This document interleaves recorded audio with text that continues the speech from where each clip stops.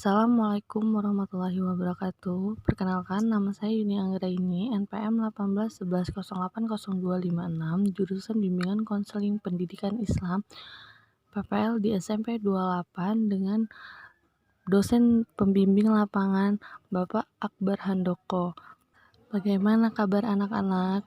Di sini Ibu akan menjelaskan apa itu pengaruh pergaulan remaja. Sebelum masuk ke materi, di sini ada pengertiannya pergaulan remaja. Nah, di sini ada pergaulan merupakan proses interaksi yang dilakukan oleh individu dengan individu, dapat juga oleh individu dengan kelompok, seperti yang dikemukakan oleh Aristoteles, bahwa manusia sebagai makhluk sosial atau zoonpolitikon, yang artinya manusia sebagai makhluk sosial yang tak lepas dari kebersamaan dengan manusia lain.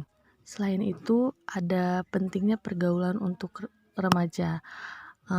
Yang pertama itu, jika berkumpul dengan penjual minyak wangi, maka akan berbau wangi. Jika berkumpul dengan penjual ikan, maka akan berbau ikan.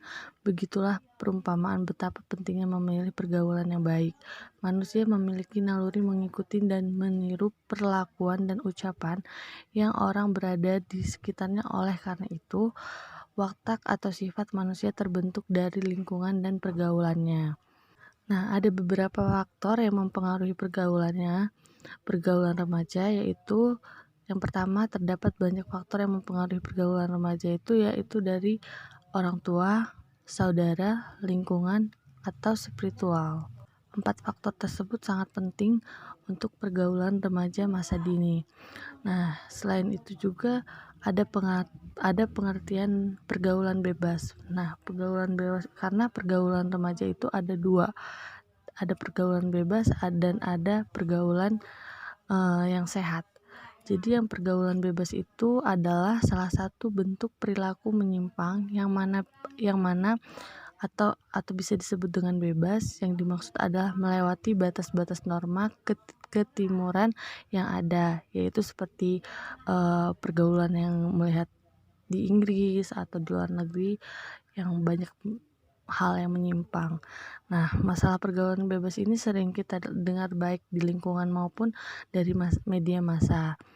Nah, dari segi bahasa, pergaulan artinya proses bergaul, sedangkan bebas artinya terlepas dari ikatan. Jadi pergaulan bebas itu proses bergaul dengan orang lain terlepas dari ikatan yang mengatur pergaulan. Nah, yang kedua, pergaulan yang sehat. Pergaulan yang sehat adalah pergaulan yang membawa pengaruh positif bagi perkembangan kepribadian seseorang. Jika pergaulan diisi dengan kegiatan diskusi, belajar kelompok, kegiatan olahraga, pecinta alam, atau kegiatan keagamaan, maka ini termasuk pergaulan yang sehat. Sebab bukan hanya diri sendiri yang memperoleh manfaat positif, tetapi juga lingkungan secara tidak langsung akan membawa dalam situasi yang baik atau positif. Selanjutnya, pergaulan remaja ini ada dampak, yaitu dampak positif dan dampak negatif. Yang pertama, dampak positif. Pergaulan merupakan ajang sosialisasi bagi individu dalam mengenal lingkungan sosial. Melalui pergaulan diperoleh manfaat sebagai berikut. Nah, yang pertama itu adalah lebih mengenal nilai-nilai norma dan sosial. Dan yang kedua, lebih mengenal kepribadian masing-masing. Yang ketiga, mampu menyesuaikan diri dalam berinteraksi. Dan yang keempat, mampu membentuk kepribadian yang baik. Adapun dampak negatif, yang pertama, pergaulan yang tidak dapat tepat akan menjerumuskan seseorang dalam jurang kenistaan atau kehancuran. Beberapa dampak yang terbentuk akibat pergaulan yang salah yaitu sebagai berikut. Yang pertama itu adanya hilangnya semangat belajar dan cenderung malas. Kedua, suram masa depan. Yang ketiga, dijauhi masyarakat sekitar. Dan yang keempat, tumbuh menjadi sosok individu dengan kepribadian yang menyimpang. Selanjutnya, kesimpulan dari materi yang saya sampaikan itu adalah maka diharapkan remaja mampu untuk lebih berhati-hati dalam pergaulan. Jangan sampai terbawa oleh arus pergaulan bebas yang menyesatkan dan tidak sesuai dengan norma dan istiadat bangsa. Kita sebagai bangsa yang beragama jangan pernah merasa malu dikatakan ketinggalan zaman karena tidak mengikuti gaya hidup yang salah. Akan tetapi, seharusnya kita merasa malu apabila kita melanggar norma adat dan istiadat dan hukum yang berlaku di masyarakat. Sekian penjelasan dari saya.